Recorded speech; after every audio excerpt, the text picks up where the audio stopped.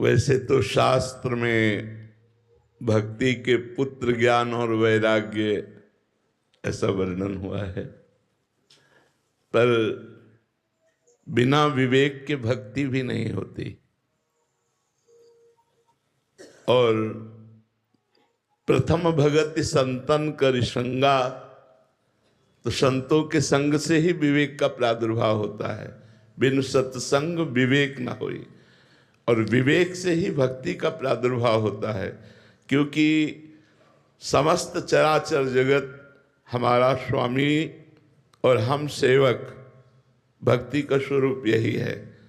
सो अनन्य गति जाके असमति न टरे हनुमंत, मैं सेवक सचराचर रूप स्वामी भगवंत।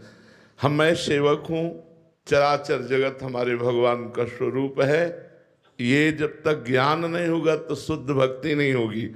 और जब शुद्ध भक्ति का प्रादुर्भाव होता है तो जब सर्वत्र भगवान है तो यहाँ भी भगवान है।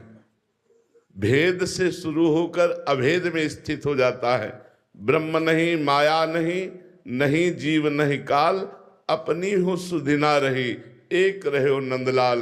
वो भगवदाकार वृत्ति को प्राप्त महापुरुष ज्ञान, वैराग्य और प्रेम सबसे युक्त हो जाता है। तो विवेक से भक्ति और भक्ति से शुद्ध आत्मस्वरूप भगवान में प्रेम, अपने स्वरूप का बोध, संसार से वैराग्य, ये निश्चित प्राप्त हो जाता है। शास्त्रों में ऐसा वर्णन है कि भक्ति ही माँ है और ज्ञान वैराग्य उसके पुत्र हैं।